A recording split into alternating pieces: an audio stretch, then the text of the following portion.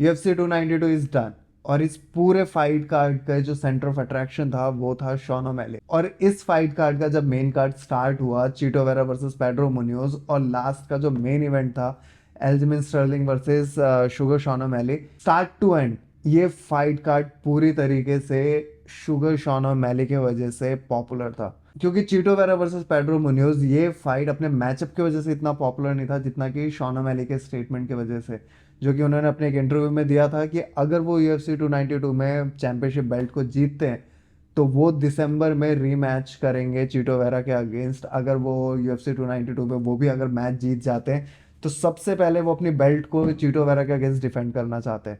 तो इस वजह से सबकी नज़र थी चीटो वेरा वर्सेस पेड्रो मुनियोज की फाइट पे, और ये काफ़ी टेक्निकल फाइट। और 3 राउंड के फाइट के बाद जजेस ने चीटो वेरा के फेवर में डिसीजन दिया, और नेक्स्ट जो फाइट था वो था नील मैग्नी वर्सेस इयान गैरी। अब ओरिजिनली ये फाइट जेफ नील के अगेंस्ट था, बट जेफ नील ने जब इस फाइट से विड्रॉ किया तो शॉर्ट नोटिस पे नील मैग्नी ने इस फाइट को एक्सेप्ट किया।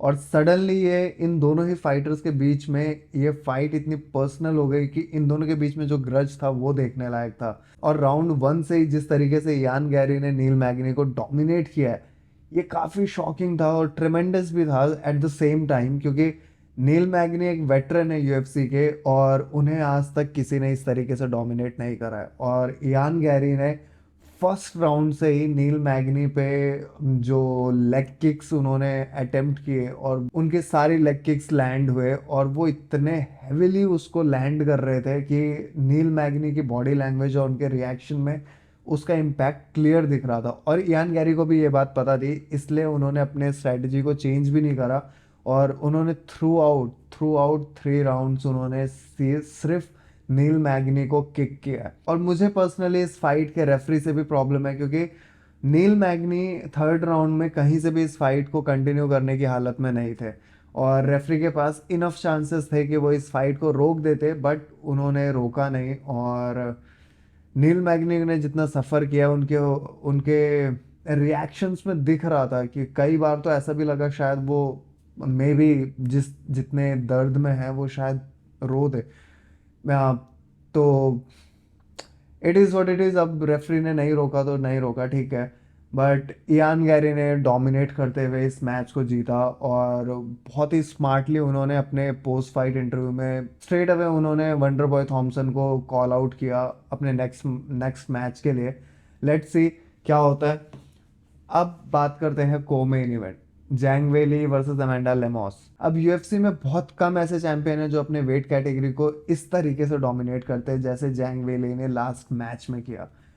फर्स्ट राउंड से ही इन्होंने अमेंडा लेमॉस को ग्राउंड गेम में जिस तरीके से डोमिनेट किया है, स्ट्राइकिंग के चांसेस अमेंडा लेमॉस को नहीं दिया, क्योंकि हम सबको पता है कि अमेंडा लेमॉस एक स्ट्राइकर है, बट उन्हें उस स्ट्राइकिंग करने का मौका ही नहीं मिला। जिस तरीके से उन जैंग वेली ने उनको ग्राउंड गेम पे डोमिनेट किया, जिस तरीके से रेसल किया, जिस तरीके से उन्होंने ग्राउंड इम्पाउंड्स किए हैं, वो काफ़ी कमाल था। अमेंडा लेमॉस के पास काउंटर करने के लिए कुछ भी नहीं था। उन्होंने फर्स्ट राउंड में एक सबमिशन अटेम्प्ट किया था जिसमें ऐसा लग रहा था शायद कि जैंग वेली प्रॉब्लम में है और शायद से टैप आउट कर दे, बट जैंग वेली ने जिस तरीके से परफॉर्म करा है और जिस तरीके से अमेंडा लेमॉस को उन्होंने आउट क्लास करा है, ये अब उस वेट कैटेगरी में जैंग वेली को कौन चैलेंज करेगा। अब लगता तो नहीं है कि इस वेट कैटेगरी में किसी के पास भी कोई गेम प्लान है जिससे वो जैंग वेली को हरा सके, क्योंकि जैंग वेली की स्ट्राइकिंग बहुत ज़्यादा इंप्रूव हुई है। इस मैच में हमने देखा कि उनका ग्राउंड गेम कितना इंप्रूव हुआ है, और इस मैच में जैंग वेली ने वैलेंटिना शevchenko का रिकॉर्ड ब्रेक करा सिग्निफिकेंट स्ट्राइक डिफरेंस का। तो जैंग वेली ने इस मैच को क्लियरली जीत लिया, मतलब कहीं से कोई प्रॉब्लम नहीं था, किसी के दिमाग में कोई सवाल नहीं था, और सारे के सारे राउंड जैंग वेली ने जीता। और इसके बाद main event Aljamain Sterling versus Sugar Sean O'Malley. अब इस मेन इवेंट में जो फर्स्ट राउंड था वो बहुत ही ज़्यादा टेक्निकल था। अब ये फर्स्ट राउंड बहुत ज़्यादा इवेंटफुल तो नहीं था, बट जिस तरीके से दोनों फाइटर्स अपने रेंज को फिगर आउट कर रहे थे, जिस तरीके से एक दूसरे से जो थ्रेट उन्हें था उसको जिस तरीके से वो रिस्पेक्ट कर रहे थे और एक डिस्टेंस मेंटेन करके वो अपनी स्ट्रैटेजी को फिगर आउट कर रहे थे, और जिस तरीके से वो उस फाइटिंग ग्रूव में आने की कोशिश कर रहे थे, तो वो काफ़ी टेक्निकल था। जिस तरीके से शॉन ओमैली केज के पास से जिस तरीके से वो स्केप कर रहे थे, क्योंकि एल्जिमिन स्टर्लिंग केज के पास बहुत अच्छे हैं, उनका ग्राउंड गेम, उनका उनकी रेसलिंग बहुत अच्छी है और काफ़ी अनऑर्थोडॉक्स तरीके से वो ग्रैपल करते हैं। तो वो एक थ्रेट था जिसको शॉन ओमैली ने पहले ही अपने इंटरव्यूज़ में और अपने प्रेस कॉन्फ्रेंसेस में उन्होंने उसको रिकग्नाइज़ किया कि वो एक थ्रेट है और उनके पास वो गेम प्लान है कि उसे कैसे डील करना है। तो एल्जिमिन स्टर्लिंग को ज़्यादा चांसेस उन्होंने फर्स्ट राउंड में तो नहीं दिए उन्हें टेक डाउन करने के, बट फर्स्ट राउंड के क्लोजिंग मिनट्स में एल्जिमिन स्टर्लिंग ने एक टेक डाउन अटेम्प्ट किया जिसमें क्लिंच में एल्जिमिन स्टर्लिंग ने कुछ पंचेस लैंड किए।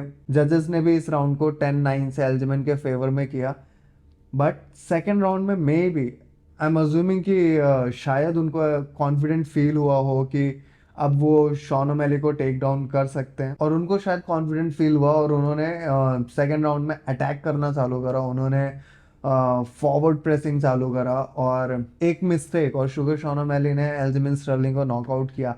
अब ये सबके लिए बहुत ज़्यादा सरप्राइजिंग था, क्योंकि एल्जिमिन स्टर्लिंग के अगेंस्ट शॉन ओमैली के बारे में किसी ने भी नहीं सोचा होगा कि वो इस फाइट को जीत सकते, क्योंकि एल्जिमिन स्टर्लिंग के अगर हम पिछले मैचेस देखें पीटर यान के अगेंस्ट, टीजे डिलशॉ के अगेंस्ट और हेनरी सहुडो के अगेंस्ट, तो इन सब के पास बेटर चांसेस थे एल्जिमिन स्टर्लिंग को बीट करने के, बट शुगर शॉन ओमैली ये मेजॉरिटी में लोगों को और लॉजिकली भी शुगर शॉन ओमैली के पास ज़्यादा चांसेस नहीं थे एल्जिमिन स्टर्लिंग को बीट करने के, बट तरीके से उन्होंने ऑड्स को डिफीट करा और जिस तरीके से उन्होंने एल्जिमिन स्टर्लिंग को नॉकआउट करा है, it's the beginning of a new era. That's all for today's video.